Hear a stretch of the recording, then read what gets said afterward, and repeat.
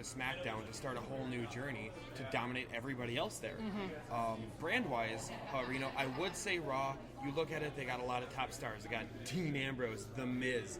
But, I mean, if you look at who SmackDown didn't have, they didn't have a lot of those upper mid cards like Raw did that they traded over. I honestly think because Raw had no real direction, they just had a lot of, they had a lot of people that were able to fill time. I think both brands really came out just as good as the other. They both got rid of something they had too much of, and they both got exactly what they needed to top off their show. Right. And actually, that's kind of the thinking I have as well. I think WWE in general came out of the Superstar shakeup on top. I think that both shows needed that refreshing breath of air after WrestleMania. Yeah. WrestleMania this year was a good show. Kind of died towards the end. After the Hardy Boys re-debuted, everybody was so full of crap in their pants at that point that they couldn't focus on the rest of the show, I think. But overall, I think it was a great show. But I think the Superstar that came out the best, Sami Zayn. I think that Sami Zayn was not being utilized as near as he should have on Raw. And I'm hoping to freaking God they utilize him on SmackDown like they should. Hoping Kevin Owens stays on SmackDown with Sami and we get another Kevin feud for the belt. Yeah. I have to agree on that because Sami Zayn, as he was, in NXT, the underdog from the underground, but Raw didn't really. They tried to keep the same character, and they didn't really revitalize him. Right. And I mean, honestly, with how much cluster there was in Raw, I think Sami Zayn is going to be able to shine through very well here, and this is going to bring him from upper mid card to a main event superstar. Now, before we go to break, our good friend Collin shared a story on Facebook about why the Intercontinental title is dead. I can't take credit for that. I thought that was you. I hate to be that person. Was that you? I don't know if I don't know if I agree with that. Sorry, Nate shared I don't know if I agree with that. Yeah. Okay, well, we'll save it for after the break. Okay. Yeah. Let's take our break real quick. We're going to come back. We're going to discuss that just a little bit more. And then we're going to run through the card for Wisconsin Pro Wrestling Boiling Point here live in Stevens Point with our predictions. That is next here on the Elite Ringside Network. And now. What is going on, guys? This is the Loose Cannon, Nate the Effing Great, here to tell you about a great company known as AJsBelts.com. Why are they so great, you ask? Well, let me tell you, they have every single championship belt that you can imagine, from classic championships to modernized championships. Hell, even they do MMA championships. They have great deals on championship belts, and I know what you're thinking. What if you can't afford them right now? No problem. They have a great layaway program, as well as if you go through PayPal Credit, you can get your championship belts right away. A&J's Belts, the proud sponsors of the Squared Circle Podcast. Hey, what's going on, guys? It's Spencer Hart from the Elite Ringside Network. Wanted to let you know about some amazing news. You can now listen to all of our great programming on the new Satchel podcast player for your Android and iPhones. Here's the deal. While you're listening to us on Satchel, you can send us a few dollars to make all of our amazing shows even better. So if you're listening to us right now on Satchel, go ahead and click on that donate button to send us some much appreciated donations. And if you're not listening to us on Satchel, I mean, come on, what are you doing? Download the podcast player right now at satchelplayer.com.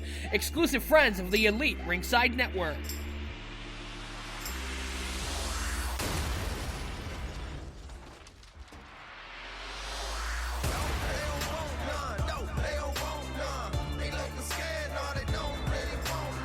Welcome back here to the Elite Ringside Network, live from Stevens Point in Wisconsin Pro Wrestling Boiling Point, here on Spreaker.com, iTunes Player.fm, and all of our great sites. You just love to keep just plugging.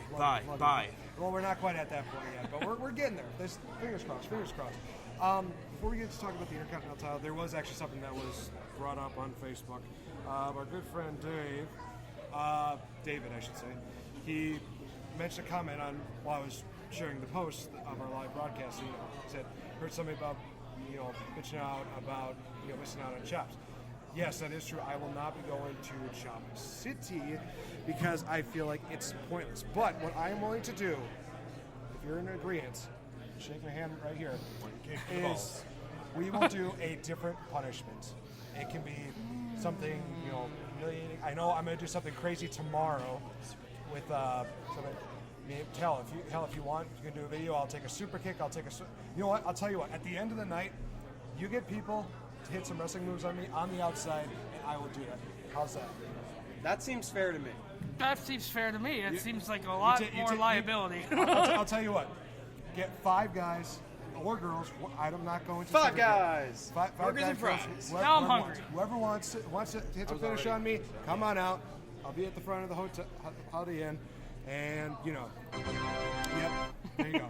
I'm willing to at least own up to that. Okay. Okay. So very quickly, we want to talk about that story as well about the Intercontinental Belt. Okay, so here's something that I liked about it, because Simon Miller really hit the nail on the head, is that the problem is that it's mainly, I think, the fact that it's because Dean is the champion. Not saying that he's not a credible champion.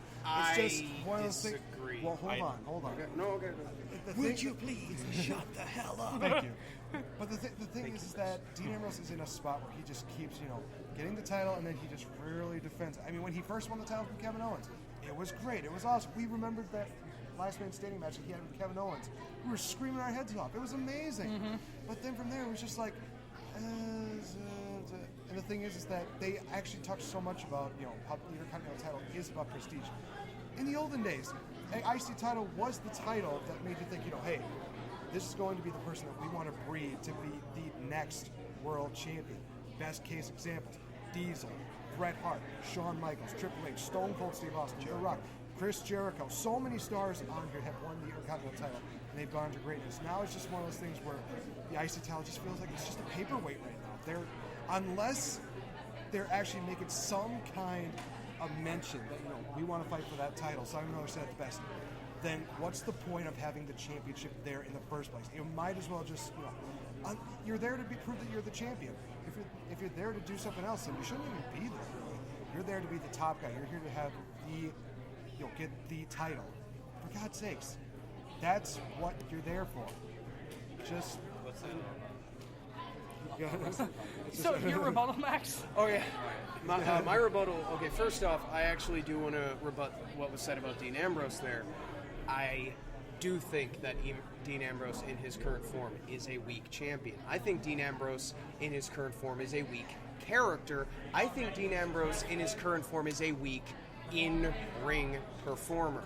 A lot of this I feel is tied to his current character and his booking. It always feels like he's holding back. Can we just pause just for a minute? They just opened the doors for Boiling Point, you guys, so come on down right now. They got the doors open. Tickets are still available. Come on down. Now, please, continue. Sorry. Interrupt me for a shameless plug. Yes! No, anyway, I do feel a lot of that it boils down to he's kind of holding back because, well, compare Jon Moxley to Dean Ambrose. On top of that, he's always got to do the wacky WWE comedy shit. Most of his, for crying out loud, the joke that he cut on Monday about, oh, they look like Miz and Maurice. Oh, they're not really the Miz and Maurice look like Cena and Nikki. Oh, they really don't. Fucking 10-year-olds were making that 5 seconds into the entrance, okay, Dean? I think he needs to have his booking changed to be a strong champion. As for the IC belt being a paperweight, it is now. It is a paperweight now because they're not doing anything with it. But I think at this point, enough people want the Intercontinental title to be important. They want it to mean something, that all it's going to take for it to go from paperweight to meaningful belt again is to just put it on either A, radically overhaul Dean Ambrose so he's as close to Jon Moxley as you can get, or B, you need to put it on someone that the fans will actually either get behind as a heel or get behind as a face in a huge way. It's not a paperweight, it's situational. And I do want to talk about that because Dean Ambrose, okay, I feel like they put the belt on him as per tradition rather than because of how he can, present the title. Yeah. They go in a couple months ago talking about how Dean Ambrose is the workhorse of the company. He's working 320 days a year, more days than anybody else, and then he gets the workhorse belt, but he doesn't do anything with it. I think Dean Ambrose... Side note, married to Renee Young.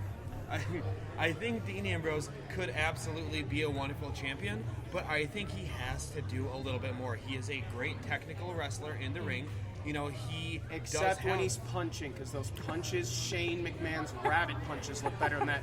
My worked punches look better than that. that he does have weak punches. However, And kicks. I think, honestly, I don't think Dean Ambrose is at Intercontinental level. I think he's at world title level. And I think putting the workhorse belt on a man who is above, I don't want to say above it because they're entirely different divisions in my own mind. However, I don't think he is Intercontinental Championship material. Well, hell, they practically are their own divisions. I mean, before the Cruiserweight belt was brought back, they pretty much at times have treated the IC belt as a Cruiserweight belt. The technical guys, the flippy guys. So, in a way, it was kind of like a division. And for crying out loud, the IC belt back in the days main evented pay-per-views, main evented TV tapings. It's been one of the most important wrestling belts in the company. Right. I mean, hell, do you remember back in, 2011 when Rhodes brought back the white strap? Yeah. People lost it. They didn't care that he was doing that stupid plastic mask shit still. They didn't care that a lot of his matches were kind of at the time. They pretty much went, oh my god, the white strap is back. Oh my god, Cody Rhodes, yeah! And that's really about it. It's all execution of Right. excellence. So before we head out today, we want to Well, cover. can I say one more thing before? Yeah, sure. One thing that Simon Miller actually brought in is that the fact that he compared the whole U.S. Intercontinental title situation and the U.S. title situation, where it took John Cena so long just to get that U.S. title back to prestige, but he did something with it. He did the U.S. Open Challenge. He made God, that was so good. It was amazing. I am not a John Cena fan, but I will admit that the U.S. Open Challenge was one of the best things that they could have done, and it actually did create better stars. It gave Dean Ambrose more of a shot. It made Stardust look like an amazing guy. And we got Chris, of course. Hey, what's up, Facebook Live? So, God, we're just... Chris, maybe you'd like to put some input on it. The IC title right now, is it dead? I wouldn't necessarily say it's dead, but it's still one of those things where it's lost a lot of its prestige. As far as right now goes, like, I haven't been interested in an Intercontinental Championship match in quite a while, and that's sad. Like, when's the last time you actually think you were interested? Oh, man, that is a rough one. Before Ambrose picked up the belt? A little bit, and I feel like just because of the fact I feel like it's almost a downgrade for where he was and what he was doing to go back down to that. Well, I mean, before he was like, he didn't win at Roadblock against Triple H, but he was facing Triple H for the world belt. So, yeah. So, I mean, he fell so far so fast. I mean, speaking of that though, is Dean Ambrose fixable? I think so. I actually brought up an idea of how to fix him earlier. I think part of the problem is they've given these little, hints at basically not Dean Ambrose, but John freaking Moxley. Right. I think that they're not going to stop being PG, and NXT has proved that PG can be great. I think they need to bring him as close to John Moxley as USA censors are going to let them. I mean, when the censors start reacting to him the way they used to DX when they first came out, then you know you've probably hit it right. Then he'll hit his stride and maybe teach him how to throw punches that don't look worse than Shane McMahon's rabbit punches. Like I said before, my worked punches are better than that. So and I have no training. Before we take off today, we're going to cover the Wisconsin Pro Wrestling Boiling Point card here. If you are within earshot of us, get down here to the Holiday Inn Convention Center in Stevens Point. It is going to be a phenomenal show tonight. So Nate has the card in front of us. So Nate, why don't you start us off? We're going to make a couple little bit predictions for tonight. For the live show. That's my prediction. Yeah, shut up and go. Hashtag suck it, Spencer. You know it. Yeah. Still got to do some more business Hey, here. Go take for it it, easy, man. brother. Go for it. All right, so what I'm going to do is I'm actually going to take this from the Wisconsin Pro Wrestling page, and I'm just going to go through what they actually written on here, which is always just amazing how they write it down. They make these matches make so much more hype than they are even giving credit for. They are even more hyped. So let's start off with this. For the first time ever in the future, Logan Lynch will battle Shotgun Chris Logan. Lynch looks for the biggest win in WPW. Last time we saw Chris Logan, he defeated Adam Grace, notching another win against in this big of a match might just put him in the title picture. All right, so guys, Logan Lynch, Chris Logan. So Spencer, What do you got? The last time we saw Logan Lynch, he was the Wisconsin Pro Wrestling Titletown champion. He was the Midwest champion. I'm sorry, yeah, the Midwest champion, correct. He had that awesome matchup with TW3. Yes. That was the Yes, he matchup. did.